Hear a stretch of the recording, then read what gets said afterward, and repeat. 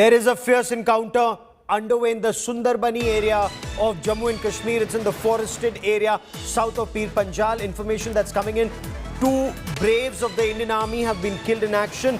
There is a heavy exchange of fire. This is happening close to the line of control, but not at the line of control. From what sources are telling India Today, it's approximately 3 kilometers inside.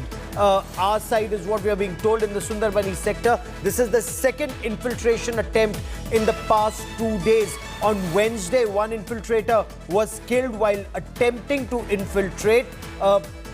Two soldiers were injured in that encounter in the same area. We are told that 4 Pakistani terrorists were challenged at the line of control south of Pir Panjal. One was killed at the LC. Information is, under cover of darkness, some terrorists did manage to sneak in. 2 terrorists were spotted by an ambush party. This is the second tier of defense, and this is where the encounter took place and the soldiers were grievously injured. These are images that you see. Their mortal remains are being taken to a military hospital, but people in that area are paying their last respects to our braves. Now, north of Pir Panjal in Kashmir, there have been 3 separate encounters in the past 24 hours and 5 terrorists have been neutralized. I quickly want to cut across to India Today's Sunil Ji Bhatt for more on the story. Sunil Ji, what more can you tell us about the encounter? Sources are saying some additional forces are now a part of the cordon that's being laid.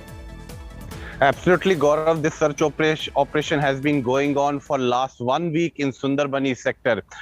When the drone attack took place on the Air Force station in Jammu, there was high alert all across the international border as well as the line of control. At that point of time, there was one report that one army jawan has sustained injuries in the gunfight that took place near the line of control. And now it's clear that there have been 2 major infiltration attempts by terrorists along the line of control, one in Sundarbani sector, another in Nowshera sector. Yesterday, there was an infiltration attempt in Nowshera sector in which one Pakistani terrorist was eliminated by the security forces. Okay. And today in Sundarbani sector, 2 terrorists have been eliminated. Now search operation is still going on. That is why reinforcements are being sent. Sadly, we have lost 2 of our braves also. 2 army jawans have attained Veer Gati in this operation. But the morale of the jawans is high and massive search operation is on in that entire area.